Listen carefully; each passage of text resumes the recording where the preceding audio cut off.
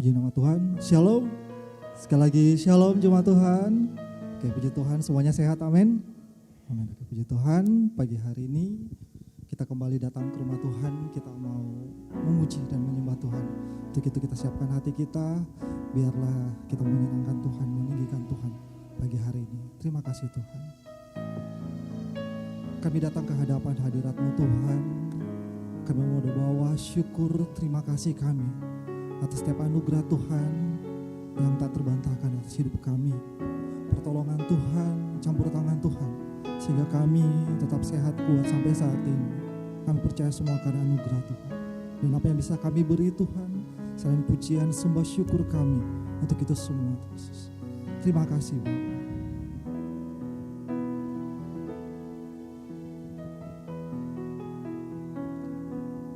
Ku ada sebab anugerah-Mu, ku ada karena kasih-Mu, Tuhan Yesus. Ku berterima kasih buat kasih rahmat-Mu. Ku ada sebab anugerah-Mu, ku ada karena kasih-Mu, ku ada karena kasih-Mu, Tuhan Yesus. Ku berterima kasih buat kasih rahmat-Mu. Oh, terima kasih, oh Yesus, Yesus. Oh, terima kasih karena anugerah-Mu buat hidupku sekarang. Ku kan memuji-Mu, oh selamanya. Terima kasih Tuhan. Ku ada sebab anugerah-Mu, ku ada karena kasih-Mu, Tuhan Yesus. Ku berterima kasih buat kasih rahmat. Saya undang jemaat untuk bangkit berdiri, katakan ku ada sebab anugerah-Mu, ku ada karena kasih-Mu, Tuhan Yesus. Kami berterima kasih Tuhan buat kasih rahmat. Mari naikkan syukur-Mu buat Tuhan. Terima kasih Yesus, Yesus, oh Yesus.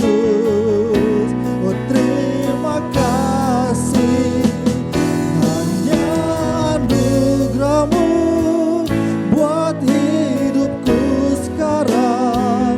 Ku kan memuji-Mu, oh selamanya. Terima kasih, oh terima kasih.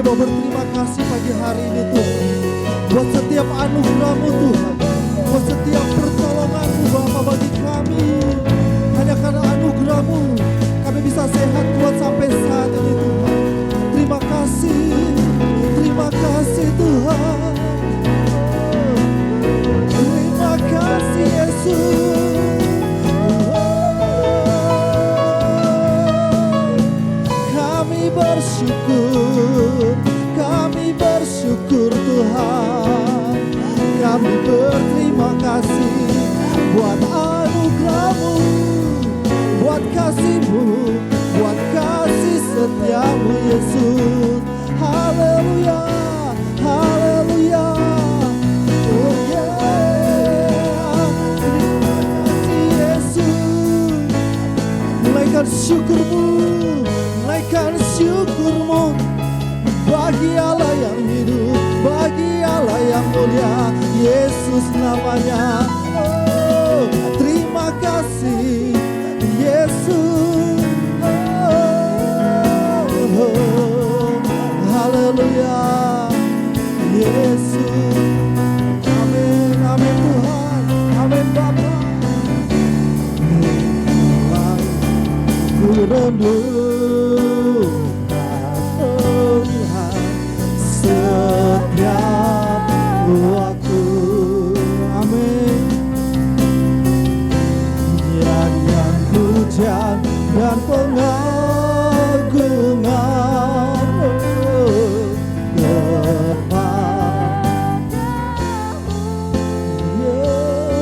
Tuhan. Biarlah manis kau dengar Tuhan, oh manis kau dengar Tuhan, dan hatiku bersuka karena. Mari angkat suaramu buat Tuhan kita Yesus. Oh, layak ku renduh Tuhan setiap waktu. Nyanyian pujian bagimu Tuhan.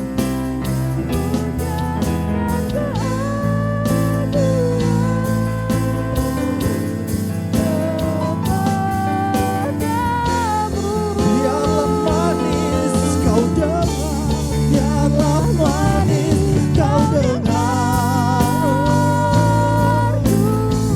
Yesus, manis kau dengar Tuhan, dan hatiku bersuka karenamu.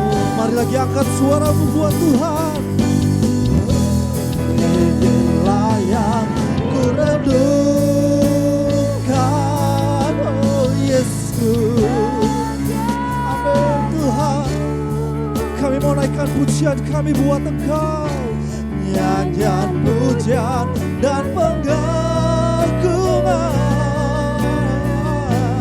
kepadamu. Biarlah manis kau dengar. Haleluya, haleluya. Manis kau dengar Tuhan, dan hatiku bersuka karenamu. Lagi angkat suaramu tinggi-tinggi buat Tuhan. Hiduplah yang ku renduh Tuhan. Kami bersyukur buat kasih-Mu. Amin Tuhan. Kami bersyukur buat anugerah-Mu Yesus. Haleluya.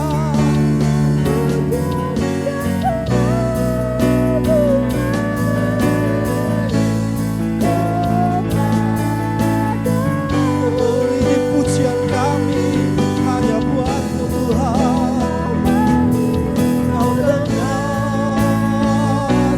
Tuhan, oh manis kau dengar Tuhan, oh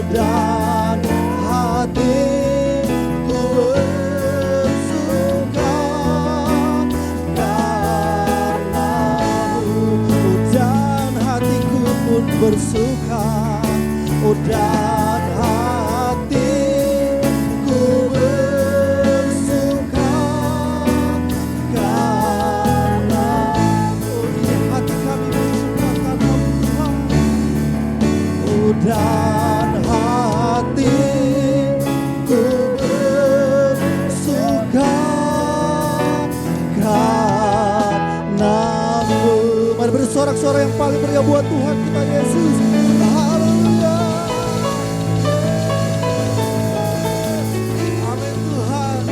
Amin Bapa. Amin ya Roh Kudus. Terima kasih Tuhan. Kami bersuka karena Engkau pagi hari ini Tuhan. Kami mengucap syukur karena anugerah-Mu limpah atas kami Yesus. Terima kasih Bapa, terima kasih Yesus.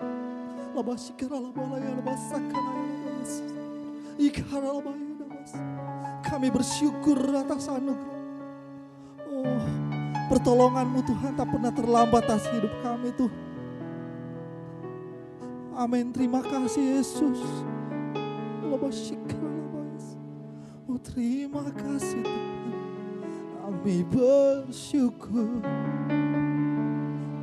Kami bersyukur Tuhan. Oh, haleluya. Kami bersyukur buat anugerah-Mu Tuhan, buat kasih-Mu yang selalu baru dan nyata atas hidup kami Tuhan. Oh, haleluya. Terpujilah nama-Mu Yesus. Terima kasih. Terima kasih. Terima kasih Yesus. Terima kasih Bapa. Sekali lagi kami mengucap syukur atas setiap anugerah-Mu Tuhan yang selalu ada dalam hidup kami. Terima kasih Yesus. Dan ini kami tuh, kami anak-anak-Mu Tuhan, mau memuji dan memuliakan Engkau lewat peribadatan kami pada malam hari ini Tuhan. Biarlah apa yang kami buat pagi hari ini Tuhan, benar-benar bisa menyenangkan hati-Mu Tuhan. Benar-benar bisa meninggikan nama-Mu Tuhan. Kami tahu tidak ada yang bisa kami buat untuk membalas setiap kebaikan-Mu Tuhan. Tapi biarlah setiap pujian kami Tuhan, benar-benar bisa menyenangkan hati-Mu Yesus.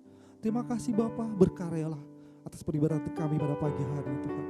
Awal hingga berakhirnya, biarlah semua bisa jadi sesuai kehendak Tuhan. Nama Tuhan selalu ditinggikan. Terima kasih Yesus. Terima kasih Tuhan. Terima kasih Yesus. Terima kasih Roh Kudus. Dan ini kami Tuhan, kami anak-anak-Mu siap untuk memuji dan memuliakan akan Engkau. Di dalam nama Yesus Kristus kami berdoa. Yang siap memuji Tuhan, mari sama-sama katakan amin. Beri tepuk tangan yang paling meriah buat Tuhan kita Yesus. Haleluya. Amin. Kita mau terus bersyukur buat Tuhan. Amin. Coba sapa dulu kiri kanan saudara. Kata halo. Biar suasana semakin hangat dan akrab pagi hari ini. Dan yuk kita memuliakan Tuhan pagi hari ini. Kita mau terus bersyukur.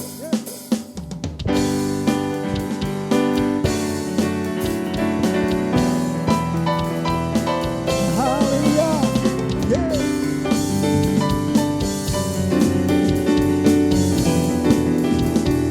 Sama-sama katakan haleluya. Haleluya, ku memuji-Mu Tuhan. Kasih-Mu tak berkesudahan. Biar bernafas memuji Sang Raja. Di atas gunung dan di dalam tanganku. Tanganku ku angkat padamu, mensyukuri rahmat yang Kau beri. Kakiku melompat bagimu, hey, sebab rahmat-Mu baru setiap pagi. Bersyukur kepada Tuhan, sebab Dia baik, sebab Dia baik. Bahwasanya berselamanya, kasih setianya, kasih setianya. Haleluya.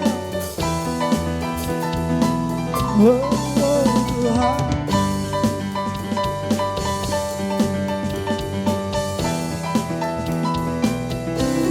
Haleluya. Oh haleluya, ku memuji-Mu Tuhan.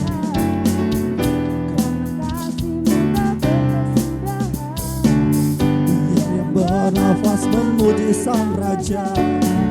Di atas gunung dan di dalam semuanya. Ku angkat padamu, mensyukuri rahmat yang kakiku lompat. Amin. Baru siap lagi. Oh kami bersyukur buat Engkau. Bersyukurlah kepada Tuhan, sebab Dia baik, sebab Dia baik. Bahwasanya selamanya kasih setianya, kasih. Bersyukurlah, bersyukurlah kepada Tuhan, sebab Dia baik, sebab Dia baik. Bahwasanya selamanya kasih setia, kasih setia. Haleluya.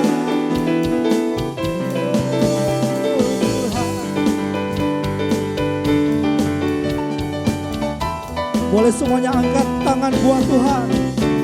Oh, tanganku mensyukuri rahmat. Siap-siap kakinya. Kakiku melompat bagimu. Hey. Rahmatmu baru setiap pagi. Kami bersyukur. Bersyukurlah kepada Tuhan, oh, sebab Dia baik, sebab Dia baik. Bahwasanya untuk selamanya, oh, kasih setia, kasih.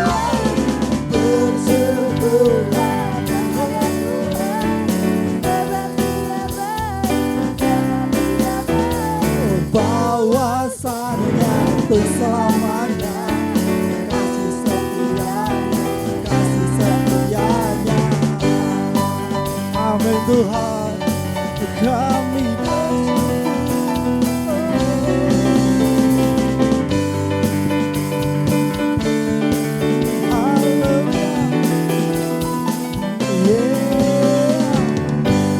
bertepuk tangan yang paling meriah buat Tuhan kita Yesus. Yang mau terus bersyukur boleh angkat tangan buat Tuhan.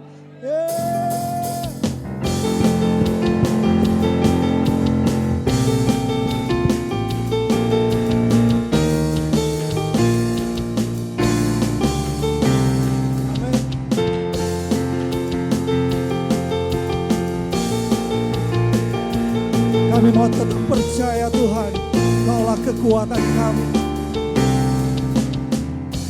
Tuhanlah kekuatan dan mazmurku. Dia gunung batu dan keselamatanku. Oh, hanya padamu hatiku percaya. Kaulah menara, Kaulah menara dan kota perlindungan. Ku mau selalu bersyukur sebab cintamu padaku takkan pernah berubah. Hatiku percaya walau bumi bergoncang, gunung-gunung berajang, namun kasih setiamu tak berbeda.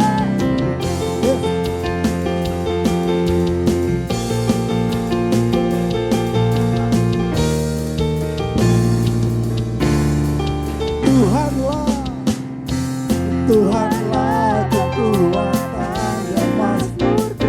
Dia gunung batu, Dia gunung batu dan keselamatanku. Oh, hanya padamu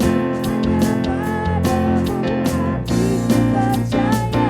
Yes Lord, Kaulah menara dan kota perlindungan. Oh, jemaat Tuhan, ku mau selalu bersyukur sebab cintamu padaku takkan pernah berubah. Hatiku percaya walau bumi bergoncang, gunung-gunung beranjak, namun kasih setiamu akan mau selalu. Ku mau selalu bersyukur sebab cintamu padaku takkan pernah berubah.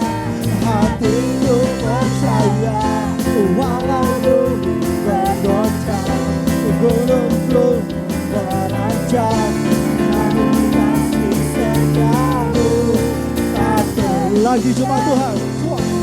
Ku mau selalu bersyukur sebab cintamu padaku takkan pernah berubah. Hatiku percaya walau bumi bergoncang, gunung-gunung berayap, kasih setiamu Tuhan. Haleluya.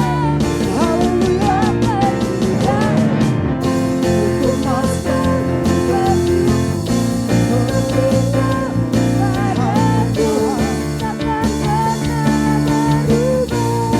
hatiku percaya walau bumi bergoncang, gunung-gunung beranjak, namun kasih setiamu tak pergi dariku.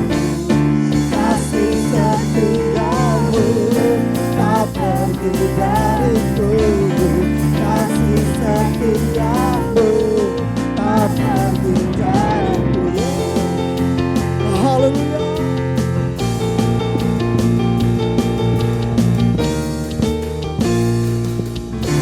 Amin Tuhan. Yeay. Bersuara-suara yang paling mulia buat Tuhan kita Yesus. Haleluya Tuhan. Terima kasih Tuhan, terima kasih. Silakan duduk kembali jemaat Tuhan. Terima kasih Bapa. Terima kasih Yesus.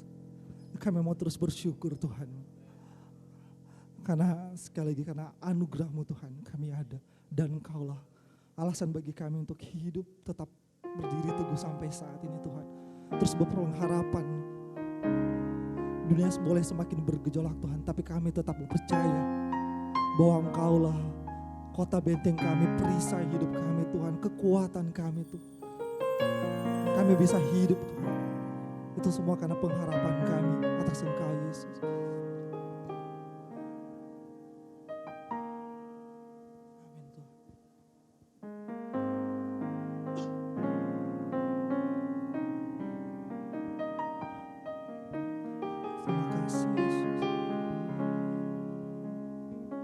Mari kita parahkan pandanganmu sama Tuhan. Oh Yesus, haleluya. Amin Tuhan.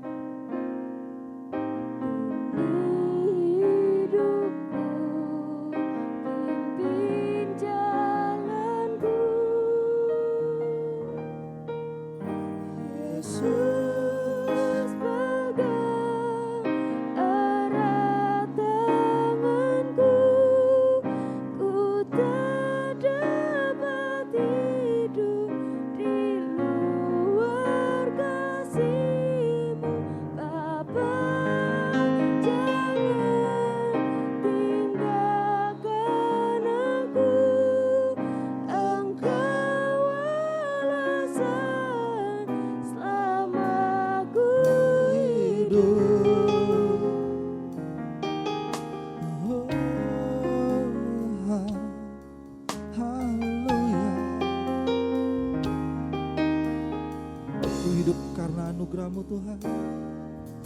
Ku hidup karena anugerah-Mu. Tiada satu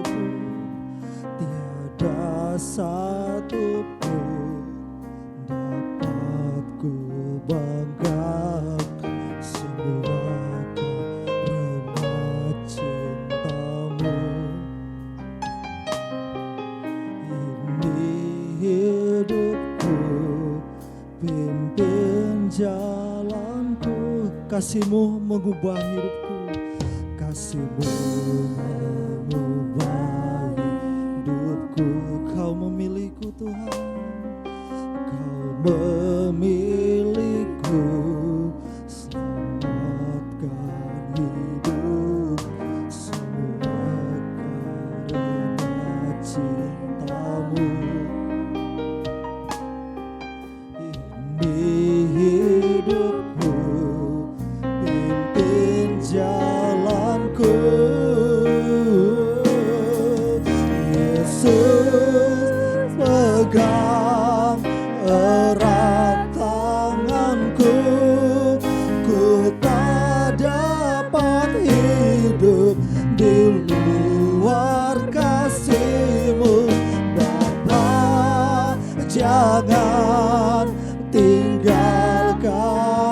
bersamaku.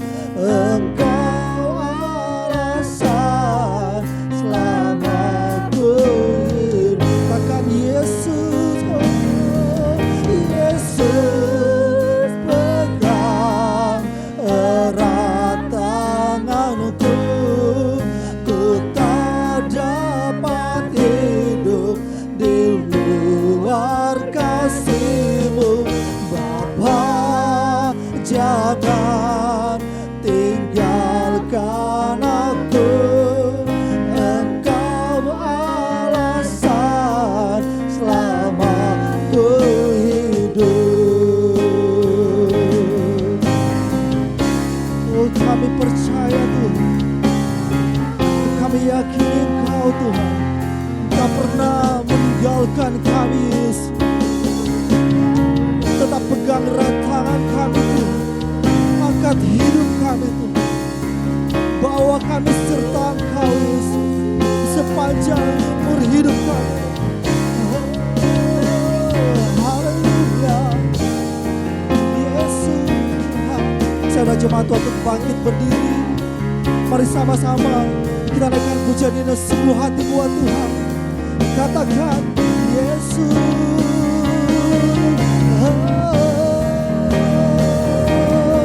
Yesus, pegang erat tanganku. Ku tak dapat hidup di luar kasih-Mu. Bapa, jangan tinggalkan aku. Engkau alasan selamaku.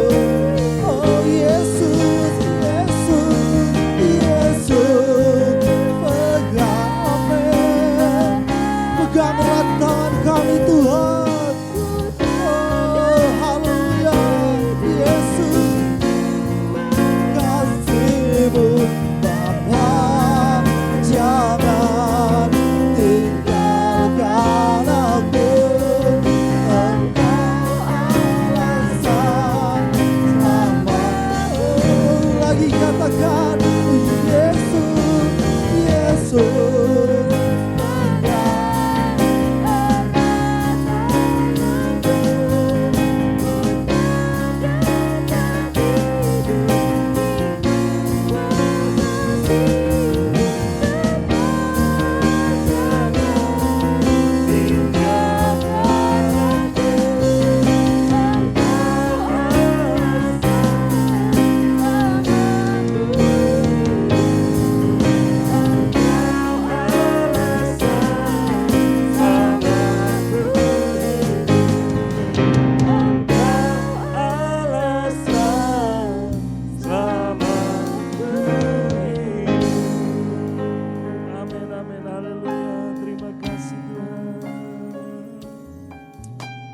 Terima kasih Tuhan Yesus. Sungguh ini adalah ungkapan hati kami bahwa Engkau alasan selama kami hidup, di mana kami ada untuk menyenangkan Engkau. Oleh karena itu Tuhan, pagi hari ini kami datang berdiri di altar-Mu Tuhan untuk menyembah dan memuliakan akan Engkau. Bapa Sorgawi, Engkau yang kami kenal di dalam nama Yesus Kristus. Engkaulah yang layak untuk menerima segala pujian dan penyembahan kami. Pada hari ini kami rindu untuk mendengarkan kebenaran firman-Mu. Berfirmanlah kepada kami Tuhan, karena kami siap untuk mendengarkan firman-Mu. Pakai hamba-Mu Tuhan, biarlah dengan urapan baru-Mu, hamba-Mu dapat menyampaikan apa yang menjadi isi hati-Mu, apa yang menjadi rencana dan kehendak-Mu dalam kehidupan kami sebagai umat-Mu. Terima kasih Tuhan Yesus, terima kasih. Kami siap untuk mendengarkan firman-Mu. Dalam nama Yesus kami berdoa dan mengucap syukur. Yang percaya boleh berkata bersama-sama dengan saya. Amin. Puji Tuhan, silakan duduk. Puji Tuhan, Bapak Ibu Saudara. Kita masih bersemangat, amin. Haleluya. Di tengah-tengah situasi dan kondisi seperti sekarang ini kita tetap bersemangat. Amin. Apalagi hari-hari ini Bapak Ibu Saudara, ya, kita sedang fokus di dalam membahas keuangan, ya. Kita sedang fokus membahas dalam keuangan. Kenapa penting untuk kita bahas, Bapak Ibu Saudara, ya? Karena itu kita lihat kalau Bapak Ibu Saudara memperhatikan slide yang ada di depan ini, Bapak Ibu Saudara, ya. Nah, tema pada hari ini kita mau berbicara tentang akhir rencana Tuhan tentang kekayaan. Nah, mungkin udah berapa pekan ya, berapa minggu kita berbicara masalah keuangan. Ya, kita mau lihat di dalam kebenaran firman Tuhan, di dalam Yesaya pasalnya yang ke-66, ayat yang ke-12. Kalau bisa melihat di sini, bisa mengikuti atau bisa baca di Alkitab Bapak Ibu Saudara, ya. Kita akan bersama-sama membacanya, ya. Saya akan berikan aba-aba, dalam hitungan yang ketiga kita baca bersama-sama. 2, 3. Sebab beginilah firman Tuhan, sesungguhnya aku mengalirkan kepadanya keselamatan seperti sungai dan kekayaan bangsa-bangsa seperti batang air yang membanjir. Kamu akan menyusu, akan digendong, akan dibelai-belai di pangkuan. Puji Tuhan. Saudara, firman Tuhan yang disampaikan kepada umat Tuhan, kepada bangsa Israel, ya. Ketika mereka mengalami, kalau kita lihat di dalam judul perikopnya di dalam kitab Yesaya, ya, tentang mereka itu mengalami penghukuman dan keselamatan daripada penghukuman mereka, ya.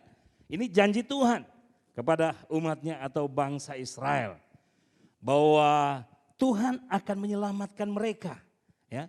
Dan di sini Bapak Ibu Saudara tidak hanya sekedar menyelamatkan mereka, tetapi Bapak Ibu Saudara dikatakan bahwa kekayaan bangsa-bangsa seperti bangsa-bangsa seperti batang air yang membanjir. Jadi artinya umat Tuhan, orang-orang yang percaya kepada Tuhan, mereka akan mengalami pemeliharaan, bahkan mereka akan mengalami hidup yang diberkati oleh Tuhan. Karena itu Bapak Ibu Saudara, sekalipun kita berada di tengah-tengah kondisi atau situasi yang sulit pada hari-hari ini, kita terus berbicara masalah uang. Kenapa kita harus membahas masalah uang ini? Karena Bapak Ibu Saudara, kita tahu bahwa uang ini kita gunakan untuk memenuhi seluruh kebutuhan hidup kita. Jadi menjadi penting Bapak Ibu Saudara untuk kita berbicara masalah keuangan, ya. Karena itu adalah alat yang kita gunakan. Semua orang butuh, yang kalau saudara lihat di sini seperti tumpukan uang itu, saudara butuh? Haleluya. Ada uang dengan dilatar belakangi emas, waduh, kita lihat aja banyak orang tergiur, ya. Dan itulah kebutuhan manusia, kebutuhan kita semua, ya. Dan kita perlu ingat bahwa uang hanyalah sarana atau alat yang digunakan, ya, selama kita di bumi. Jadi jangan kita salah menempatkan uang itu, ya, karena itu cuma alat saja. Dan jangan sampai kita salah menggunakannya, itu kita sudah banyak sekali membahas itu. Karena uang memang penting, tetapi ingat, ya, bahwa uang penting tapi tidak segalanya butuh uang, ya, segalanya kita butuh uang, tapi uang bukan segalanya. Itu yang terpentingnya di dalam kehidupan kita. Jadi karena kalau kita salah menempatkan atau menggunakan uang di dalam kehidupan kita, Bapak Ibu Saudara, maka uang itu bukan hanya Bapak Ibu Saudara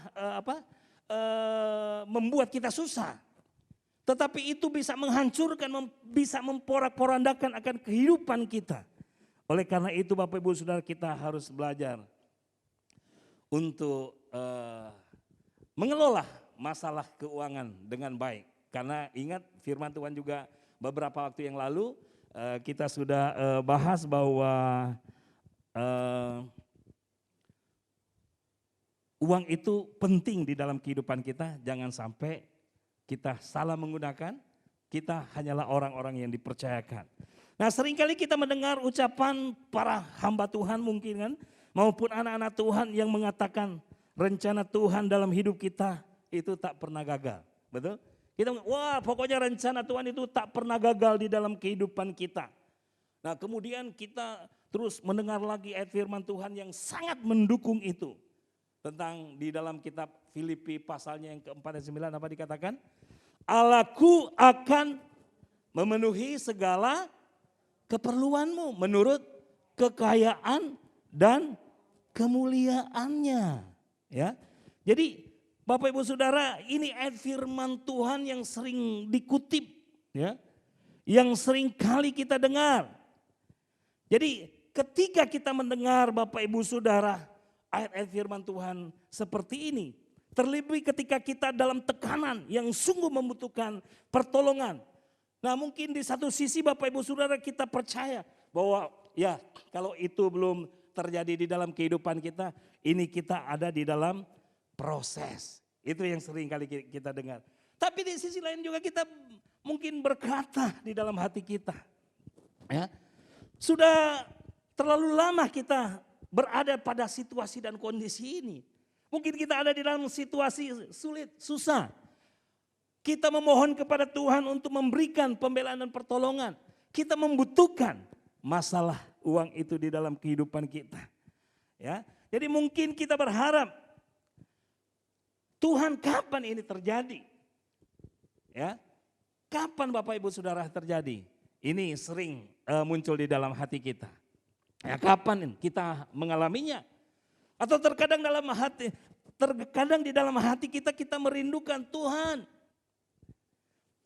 Aku ingin mengalami, aku ingin menggenapi rencanamu di dalam kehidupan saya ini. Nah, Bapak Ibu Saudara, ya hal-hal seperti ini mungkin sering terjadi karena kita terkadang terinspirasi dengan kata-kata seperti ini Bapak Ibu Saudara. Awal sesuatu tidaklah terlalu penting. Betul? Jadi awal dari segala sesuatu tidaklah terlalu penting. Karena akhir dari sesuatu itulah yang menentukan. Nah, Bapak Ibu Saudara, awal itu tidak begitu penting kita berpikir. Ya. Karena ya yang penting terakhir. Kita selalu percaya bahwa pasti Tuhan menolong kita pada tepat waktunya. Amin. Haleluya. Bapak Ibu Saudara, kenapa? Memang awal sesuatu itu tidaklah terlalu penting karena akhir dari sesuatu itulah yang menentukan. Karena Bapak Ibu Saudara, fakta ya dikatakan bahwa fakta yang sangat menggembirakan bagi umat Tuhan adalah di akhir rencana Tuhan tentang kekayaan dunia ini haruslah diserahkan kepada Tuhan dan kepada umatnya. Wah, ini kan kalau kita lihat kan, ini dikatakan bahwa ya di akhir rencana Tuhan tentang kekayaan dunia pada akhirnya haruslah diserahkan kepada Tuhan dan kepada umatnya, Bapak Ibu Saudara. Ya. Jadi semua kekayaan itu harus kembali diberikan kepada Tuhan. Itu firman Tuhan katakan Bapak Ibu Saudara ya. Jadi kita lihat di sini. Jadi kekayaan bangsa-bangsa kalau kita baca tadi kan kekayaan bangsa-bangsa itu akan dibawa kepada Tuhan.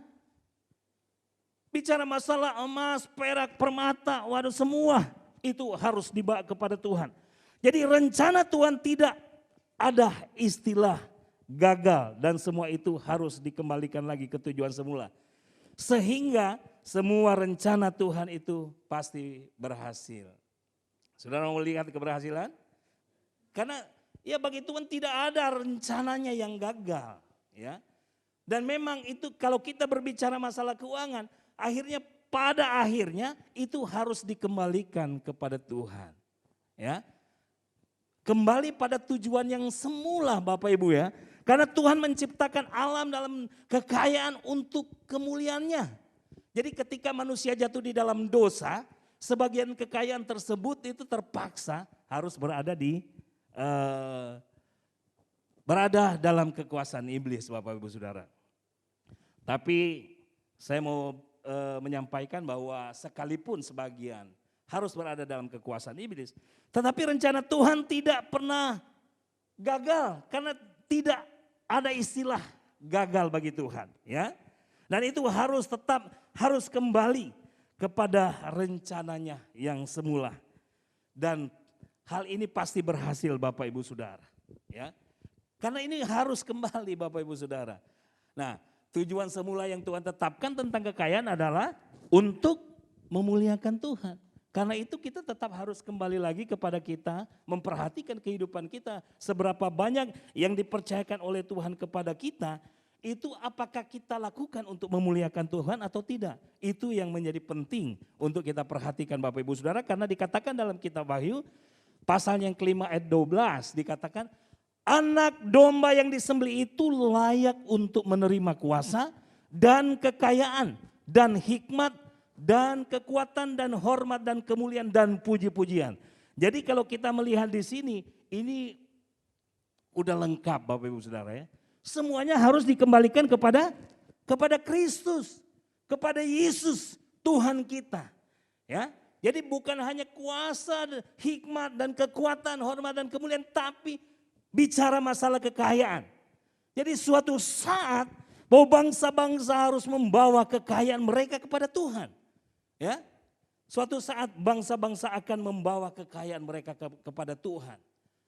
Nah Bapak Ibu Saudara, nah bagaimana caranya Bapak Ibu Saudara? Kita bilang ya kita menanti-nantikannya dong ya. Kalau dibilang itu kekayaan bangsa-bangsa akan dibawa kembali kepada Tuhan. Ya, kita menanti-nantikannya karena kita akan mengalaminya ya. Nah bagaimana cara Tuhan membawa kembali kekayaan bangsa-bangsa kepada kita? Nah dikatakan di dalam kitab Wahyu pasal yang ke-21 ayat yang ke-26 dikatakan, dan kekayaan dan hormat bangsa-bangsa akan dibawa kepadanya. Nah perhatikan Bapak Ibu Saudara di sini ya, kekayaan dan hormat bangsa-bangsa akan dibawa kepadanya. Akan dibawa kepada Tuhan.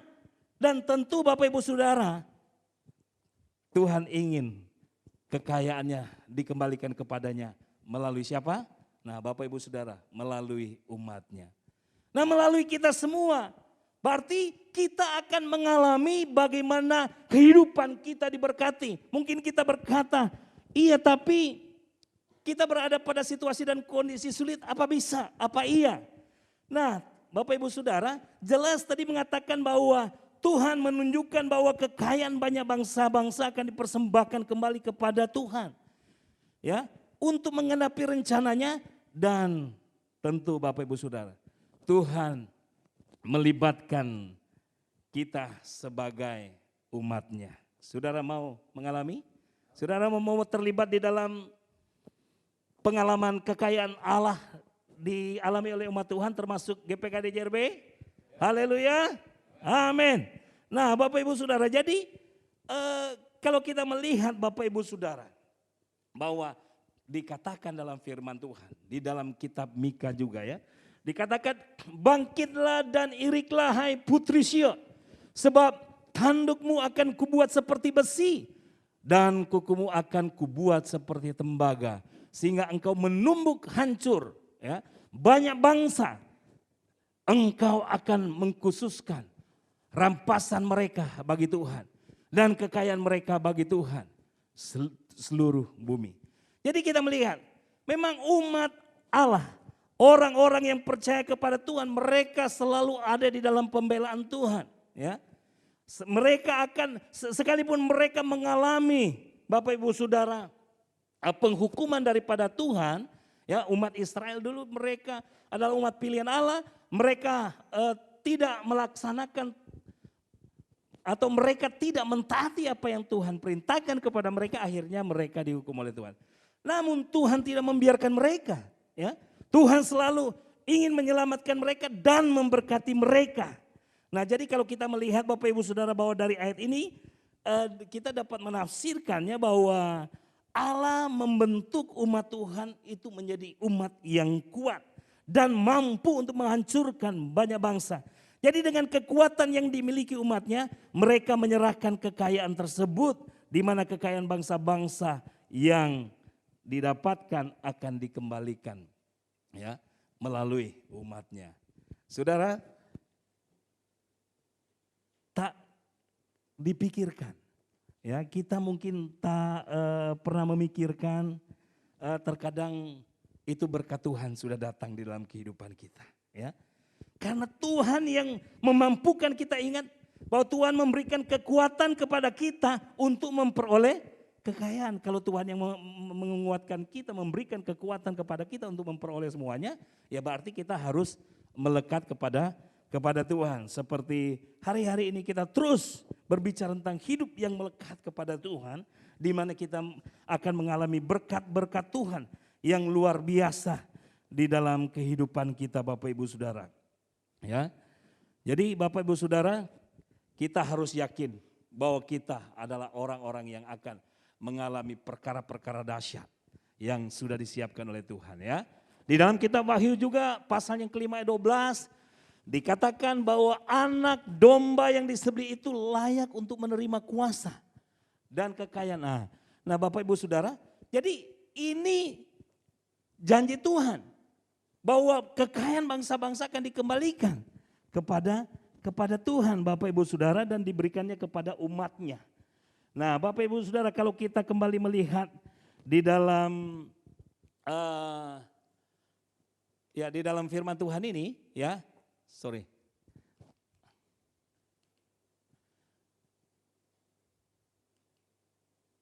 di Amsal 13 ayat 22. Nah dikatakan bahwa orang baik meninggalkan warisan bagi anak cucunya. Orang baik. Kita sudah menjadi orang baik. Dikatakan tetapi kekayaan orang berdosa disimpan bagi orang benar. Wah, kita berpikir, waduh, kalau kita mengalami hal ini enak benar ya. Kenapa? Dikatakan kekayaan orang berdosa, ya, disimpan bagi orang benar. Nah kalau orang berdosa mendengarkan hal ini, mungkin mereka gemetar kali. Karena mereka bilang, wah masa kekayaan kita diberikan kepada mereka. Nah di sini dikatakan tapi kekayaan orang berdosa itu diberikan kepada orang benar. Jadi Bapak Ibu Saudara, orang berdosa diberi peran hanya sebagai apa? Penyimpan kekayaan, ya. Sampai waktu yang tepat untuk diberikan kepada umat Tuhan. Ini ayat firman Tuhan loh. Jadi bukan saya ngarang, tetapi firman Tuhan berkata bahwa kekayaan orang berdosa disimpan bagi orang benar. Masalahnya pada saat ini kita ini sudah menjadi orang benar apa belum gitu kan? Kita sudah menjadi orang benar atau kita masih tetap menjadi orang yang suka ya kadang benar, kadang enggak gitu ya. Bolak-balik. Nah, Tuhan sebenarnya sangat ingin memberikan kekayaan ya milik umatnya dengan segera. Tetapi dia tidak ingin memberikan, kenapa Bapak Ibu Saudara? Ya. Karena bila ia diberikan banyak umatnya mungkin bisa jatuh. Makanya dia nggak percayakan kepada umat yang masih hidupnya belum betul-betul menjadi kuat di dalam kebenaran firman Tuhan. Jadi Tuhan menunggu kesempatan sampai umatnya sudah siap. Ya. Karena apa Bapak Ibu Saudara? Kalau kita lihat, ini firman Tuhan ini diperkuatkan lagi dengan Ayub. Di dalam kitab Ayub 27 ayat 16 sampai 17 dikatakan bahwa jikalau ia menimbun uang seperti debu, ya, banyaknya, ya, dan menumpuk pakaian seperti tanah liat, sekalipun ia yang menumpuknya, namun orang benar yang akan memakainya. Dan orang yang tidak bersalah yang akan membagi-bagi uang itu. Jadi orang benar yang akan menikmatinya. Saudara menikmatinya berkat-berkat Tuhan yang Tuhan janjikan. Nah mungkin pada hari-hari ini Bapak Ibu Saudara, saudara berkata belum menikmatinya, tapi Bapak Ibu Saudara kita melihat di sini bahwa ayat firman Tuhan ini betul-betul disampaikan kepada orang-orang percaya kepada Tuhan supaya betul-betul mengalaminya. Karena tugas dan fungsi, jadi kalau kita lihat ya, bahwa tugas dan fungsi dari orang kaya yang tidak mengenal Tuhan hanyalah untuk apa di sini? Menumpuk hartanya. Kalau sudah terkumpul ya, siapa yang menikmati? Orang benar. Jadi Bapak Ibu Saudara, jadilah orang benar, ya. Kalau orang benar betul-betul mengandalkan Tuhan, saya yakin dan percaya mereka akan mengalami apa yang Tuhan janjikan dalam kehidupan mereka. Nah Bapak Ibu Saudara, ini orang benar yang akan mengalaminya. Kalau orang yang benar dan kita bilang, ya saya ini adalah orang yang benar. Kalau begitu kapan kekayaan itu dibawa kepada umatnya? Kapan Bapak Ibu Saudara kekayaan itu dibawa kepada umatnya? Ini yang kita nanti-nantikan. Yesaya 61 ayat 6 dikatakan bahwa tetapi kamu akan disebut imam Tuhan. Ya, tetapi kamu akan disebut imam Tuhan dan akan dinamai pelayan Allah. Jadi kapan Bapak Ibu Saudara hal ini terjadi? Tuhan bilang kekayaan bangsa-bangsa itu akan kembali dipersembahkan untuk kemuliaan nama Tuhan. Dan melalui umatnya, melalui gerejanya, melalui kita semua. Kemudian muncul pertanyaan kapan itu terjadi? Karena kita sudah sangat menanti-nantikannya. Ya. Di sini dijelaskan Bapak Ibu Saudara. Yesaya 61 ayat 6. Tetapi kamu akan disebut imam Tuhan. Ya. Jadi tetapi kamu akan disebut imam Tuhan dan akan dinamai pelayan Allah kita. Bapak Ibu Saudara mau mengalami kelimpahan? Mau mengalami berkat Tuhan?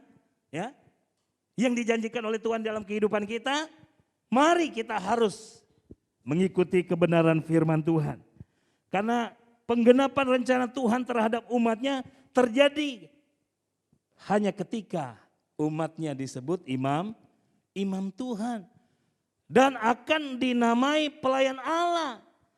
Makanya yang menjadi pertanyaan kita sudah menjadi imam dan pelayan Tuhan belum? Kita merindukan ini digenapi di dalam kehidupan kita.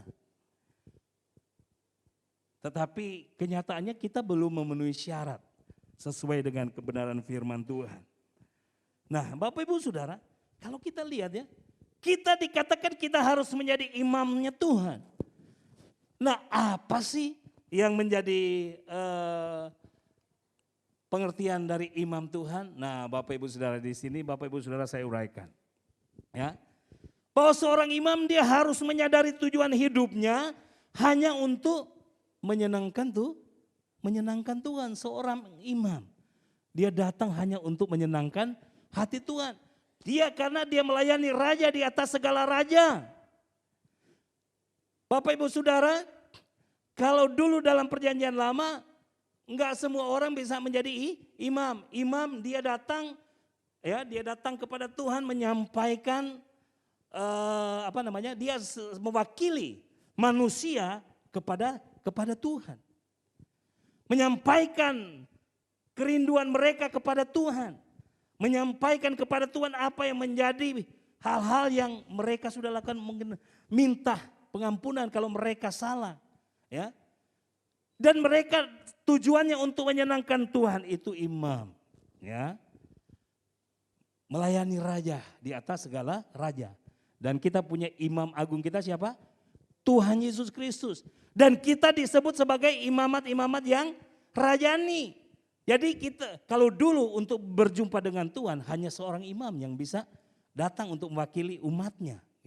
Tapi sekarang dikatakan bahwa kita adalah imamat rajani.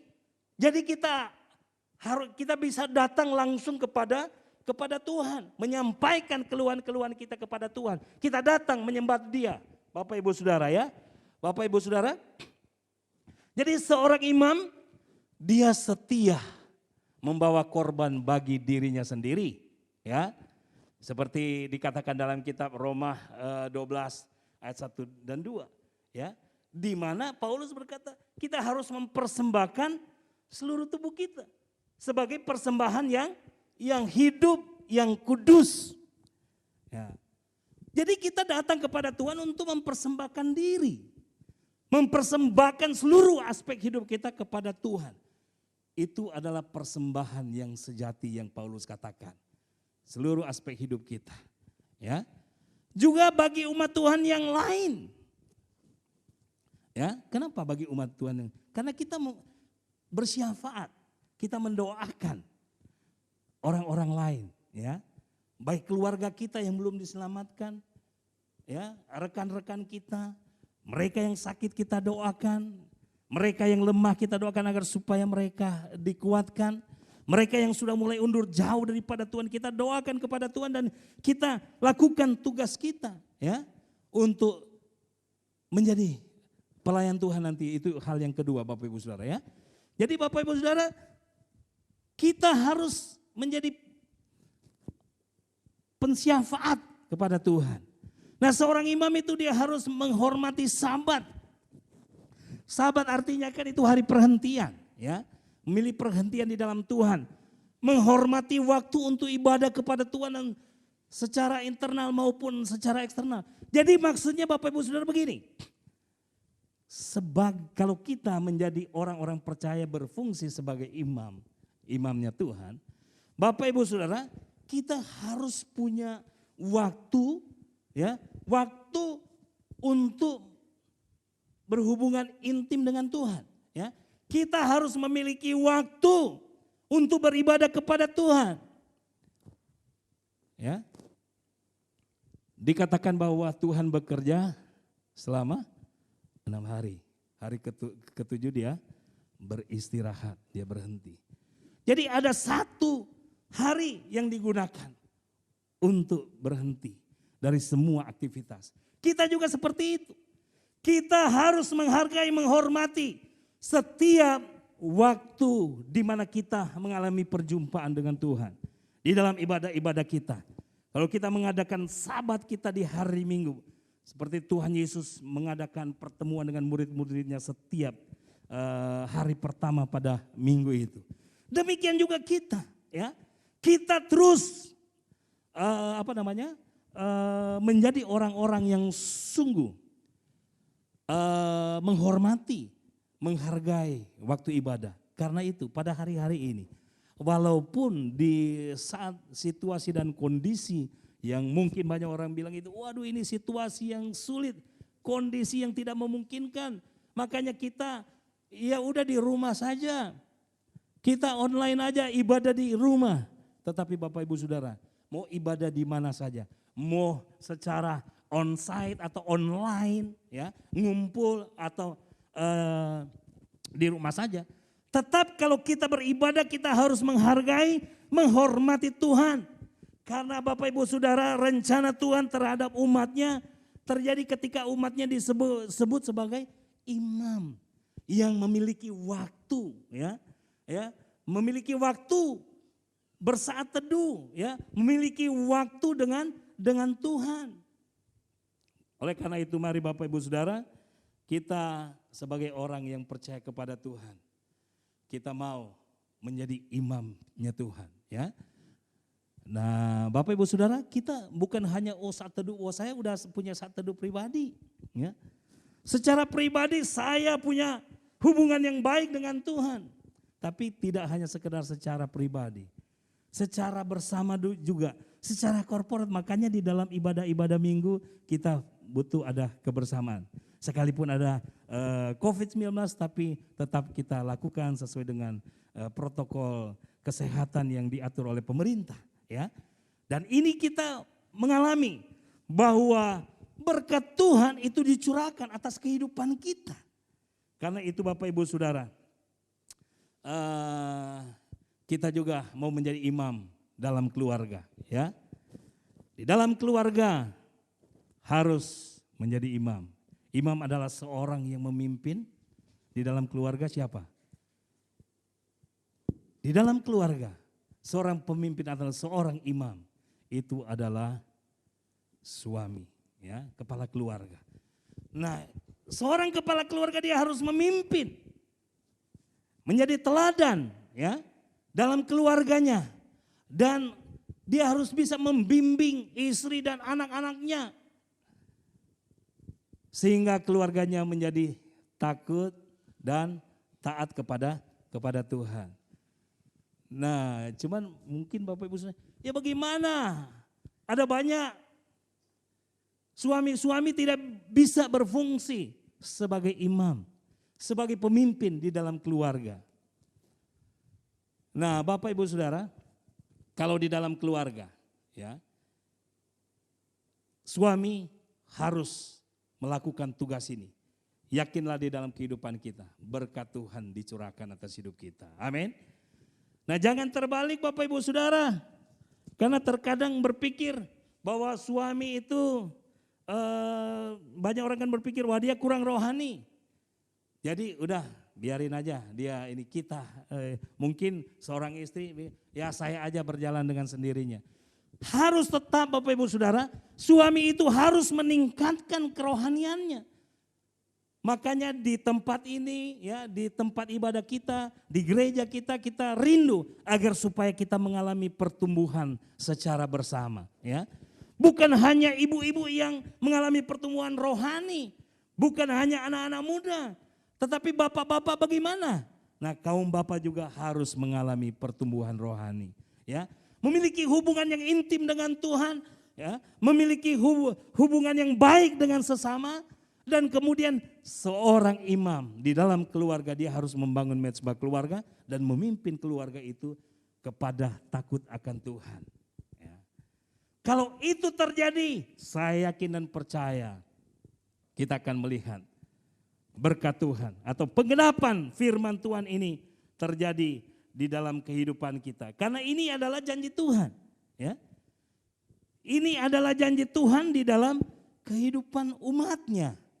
Kalau kita menjadi imam Tuhan, maka hal ini terjadi. Tadi selain menjadi imam, hal yang berikutnya apa yang dikatakan dalam firman Tuhan? Bahwa kita harus menjadi pelayan menjadi pelayan Allah. Kita harus menjadi pelayan.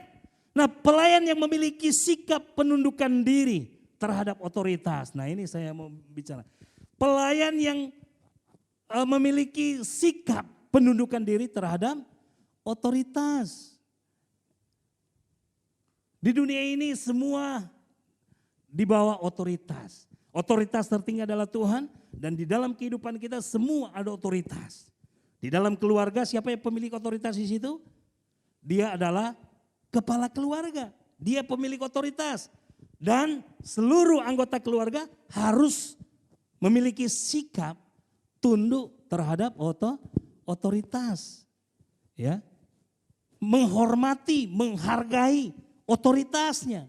Jangan karena ada kekurangan, kelemahan, orang-orang yang ada di bawah otoritas itu tidak menghormati, menghargai. Walaupun ada kekurangan, kelemahan dari si pemegang otoritas itu harus kita tunduk. Kalau taat Bapak Ibu Saudara hanya sebatas sesuai dengan kebenaran firman Tuhan. Ya. Tetapi kalau tunduk sekalipun dia melakukan kesalahan, kita harus tetap menghargai dan menghormati, ya, otoritas.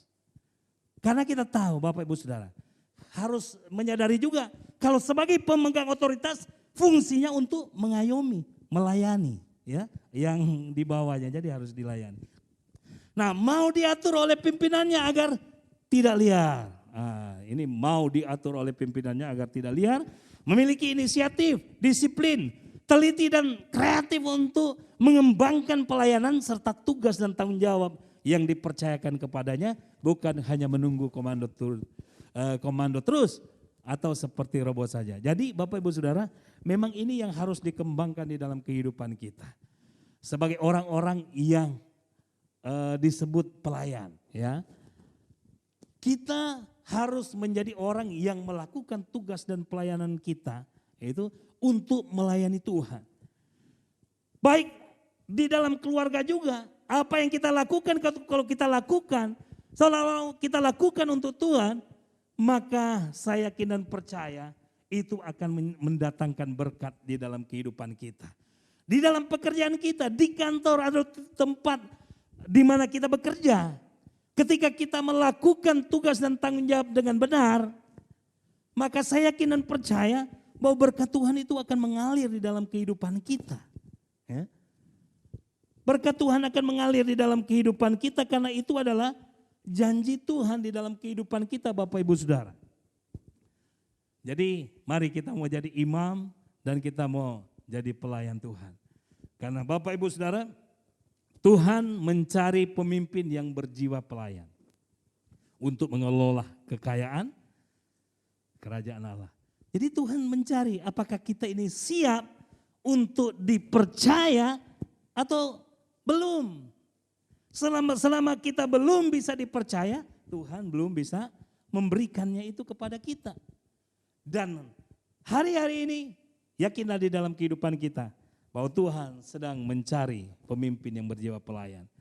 Dan kalau Tuhan mencari pemimpin yang berjiwa pelayan, maukah kita berkata, Tuhan ini saya. Tuhan ini aku, Tuhan temukan aku. Aku mau menjadi pemimpin yang berjiwa pelayan. Karena Bapak Ibu Saudara, ketika umat Tuhan mulai menggenapi panggilan mereka sebagai imam dan pelayan Tuhan, mereka akan mulai menerima penggenapan janji Tuhan. Saudara, mau mengalami? Haleluya. Yang Yesaya 61 ayat 6 ini dikatakan, tetapi kamu akan disebut imam Tuhan dan akan dinamai pelayan Allah kita.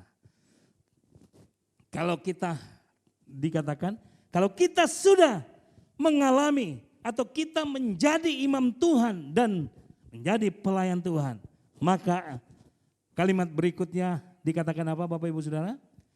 Kamu akan menikmati kekayaan bangsa-bangsa dan akan memegahkan diri dengan segala harta benda mereka. Tentu bukan dimegahkan, disombongkan kepada orang lain, tetapi di hadapan Tuhan karena apa? Karena semua berasal dari Tuhan. Maka firman Tuhan bilang bermegahlah di dalam Tuhan. Kita tidak boleh sombong, kita tidak boleh memuliakan diri di hadapan orang lain, menyombongkan diri. Tetapi kita bisa berkata kepada Tuhan, Tuhan aku bisa menikmati semua ini karena Engkau. Semua karena kasih dan anugerah Tuhan, maka aku bisa menikmati semuanya ini. Jadi Bapak Ibu Saudara, percayalah bahwa tidak ada seorang pun yang tidak akan mengalami berkat Tuhan. Lakukan fungsi kita sebagai imam dan pelayan Tuhan. Imam dan pelayan Tuhan enggak harus, saya harus jadi pendeta, harus jadi gembala. Imam itu kan tugas gembala. Pelayan itu kan tugas para pemimpin di gereja. Saya enggak ada tugas dan tanggung jawab di gereja. Jadi saya bukanlah seorang imam, saya bukanlah seorang pelayan. Nah Bapak Ibu Saudara yang saya kasih dalam Yesus Kristus. Ya. Setelah kita mengetahui akhir rencana Tuhan tentang kekayaan, maukah kita mempersiapkan diri untuk mengambil tindakan dan ikut dalam pengenapan rencana Tuhan? Bapak Ibu Saudara mau? Mau mempersiapkan diri? Mari kita persiapkan diri dan kita mau melakukan, bertindak sesuai dengan apa yang Tuhan firmankan, sehingga apa yang difirmankan oleh Tuhan itu tergenapi di dalam kehidupan kita. Kita sedang menggenapi rencana Tuhan di dalam kehidupan kita. Ya, kalau kita mau, ya saya mau menjadi imam. Saya mau memiliki waktu yang baik bersama dengan Tuhan, bersama dengan keluarga. Dan apapun yang saya lakukan, semua untuk memuliakan nama Tuhan. Saya yakin dan percaya Bapak Ibu Saudara, kalau kita melakukan dan mengerjakan ya hal-hal yang Tuhan sampaikan kepada kita, kita akan mengalami perkara dahsyat. Jadi mari Bapak Ibu Saudara kita lakukan dan kerjakan berapapun harga yang harus dibayarkan. Jadi kita, jangan hitung-hitungan sama Tuhan. Bapak Ibu Saudara, kalau zaman tahun berapa ya, zaman 98, 99 masih ngetop itu. Itu apa namanya? Kita harus bayar harga. Berapapun harganya kita harus bayar. Artinya ada yang bilang, ya kita mati-matian untuk Kristus. Seluruh hidup kita untuk Kristus. Karena memang harus ada harga yang harus dibayarkan. Nah, jangan sampai Bapak Ibu Saudara kita membuang-buang waktu untuk sesuatu yang sia-sia. Karena rencana Tuhan yang sangat dahsyat ini yang sudah diberikan kepada kita dan akan segera digenapi di dalam kehidupan kita. Jadi mari Bapak Ibu Saudara, percayalah, yakinlah di dalam kehidupan kita bahwa Tuhan punya rencana yang indah dan luar biasa di dalam kehidupan kita. Dan ingat bahwa kita akan mengalami bagaimana firman Tuhan mengatakan bahwa kekayaan bangsa-bangsa itu akan dipercayakan kepada kita ya, sebagai umat Tuhan, sebagai orang yang percaya kepada Tuhan.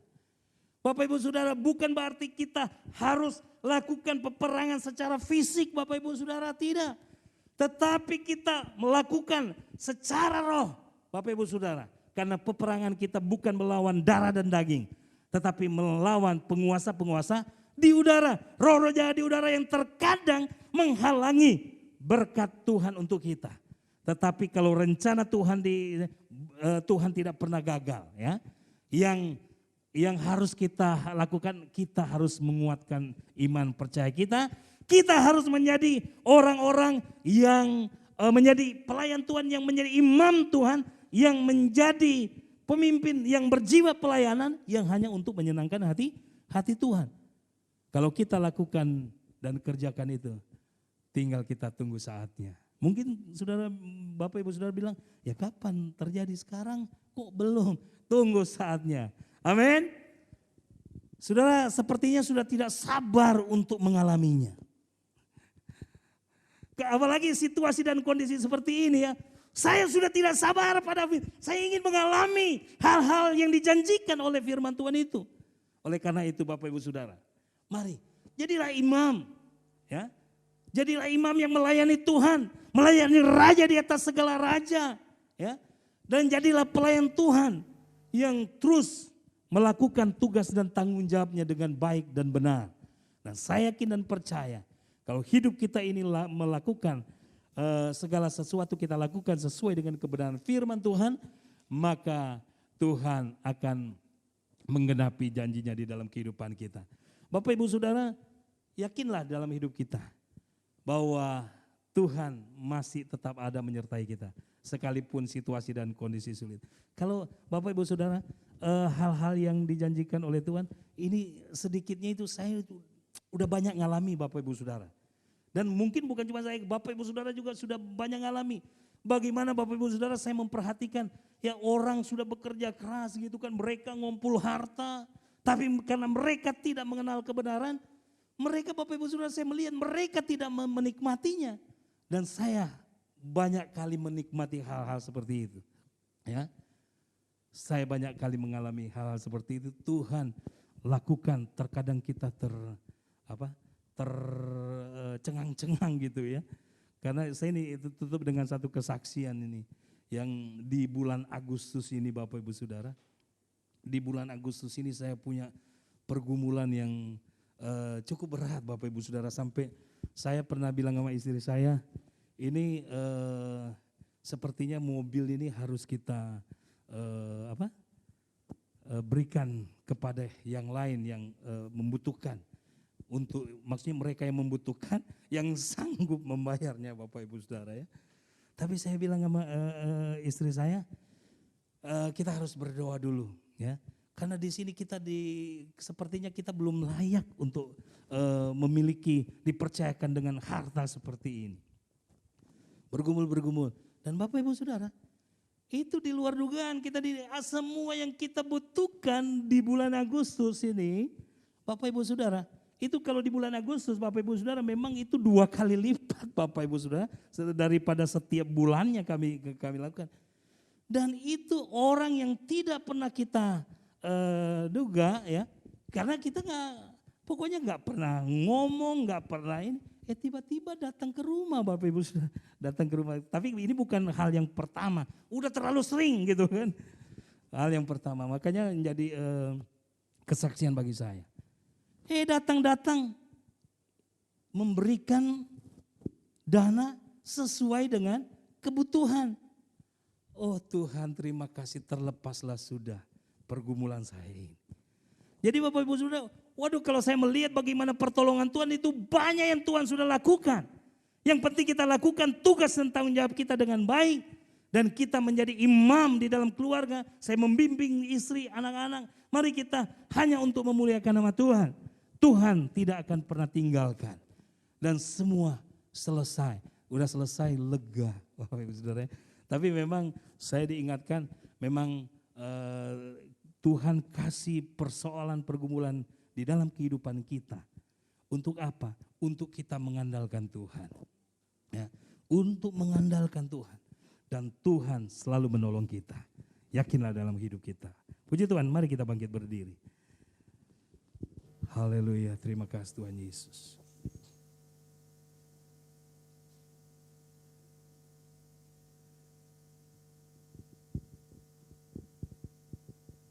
Saya percaya bahwa Tuhan hadir di sini, Dia ingin melakukan perkara dahsyat dalam hidup kita. Haleluya. Saya serahkan kepada Bapak Gembala.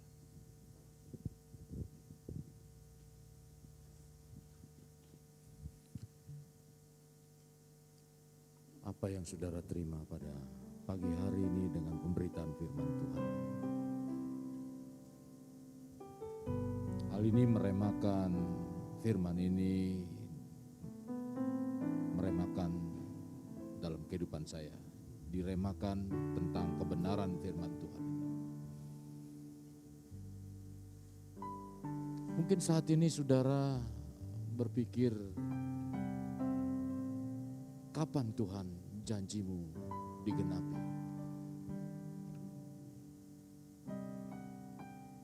Sementara Tuhan menciptakan langit dan bumi serta segala kekayaan yang ada, Tuhan berikan kepada umatnya. Tapi ketika umatnya jatuh di dalam dosa, diambillah sebagian itu. Tadi firman Tuhan menyampaikan itu. Saya merema dalam kehidupan saya. Tuhan akan rebut kembali, kapan waktunya? Kalau mungkin hidup ini selama kita hidup dan kita jalani hidup ini, mungkin sekitar 100 tahun kita bisa mengalami. Tapi ketika pemerintahan Tuhan ada, ribuan, ratusan tahun, bahkan 1000 tahun kita akan ada di sana. Dan Tuhan saat ini sedang mempersiapkan orang-orang yang orang-orang yang bisa dipercayakan nanti. Ketika harta kekayaan kembali direbut dan diberikan harta kekayaan bangsa-bangsa kepada pemerintahan Tuhan. Saat ini Tuhan sedang mencari orang-orang yang bisa dipercaya. Orang-orang yang bisa dipercaya adalah orang-orang yang sedang menikmati. Orang-orang yang sedang dipilih oleh Tuhan, yaitu menjadi imam dan pelayan. Mungkin saat ini saudara belum mendapatkan. Belum, tapi Tuhan sedang membentuk seperti orang sedang mencari syarat ketentuan. Siapa pegawainya nanti? Siapa yang akan menjalankannya nanti? Inilah yang Tuhan sedang cari. Inilah yang Tuhan sedang akan buktikan dalam kehidupan orang percaya. Sudahkah kita jadi imam? Sudahkah kita jadi pelayan yang baik? Suatu saat nanti engkau akan menikmatinya dan engkau akan menjadi alat Tuhan. Haleluya.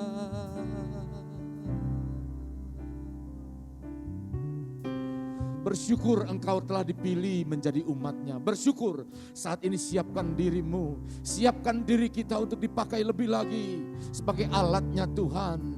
mulai saat ini bisa dipercaya dengan harta kekayaan yang ada. Sehingga nanti saudara bisa dipakai lebih lanjut dalam kehidupan saudara. Jangan saat sekarang ketika kita dipercaya dengan harta kekayaan, kita lupa diri. Sehingga di hidup yang akan datang, pemerintahan Tuhan kita tidak dipakai lagi.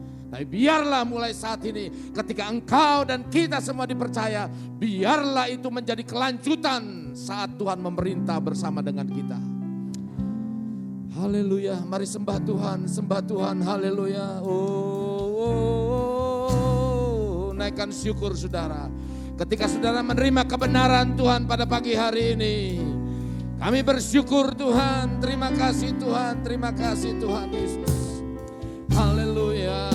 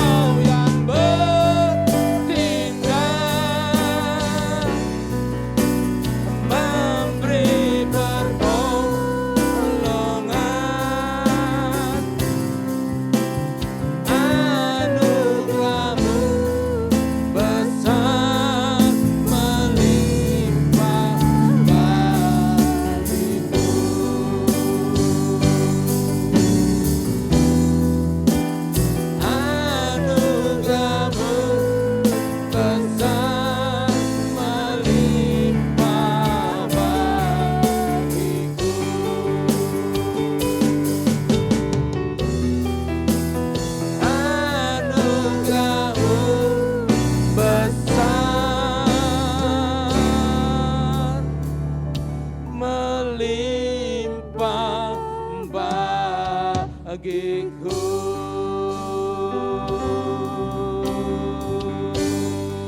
Beri kemuliaan bagi Dia. Haleluya, haleluya.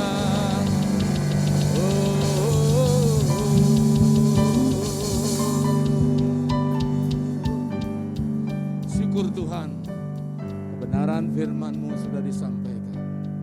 Biarlah kami segera untuk menjalani dalam kehidupan kami.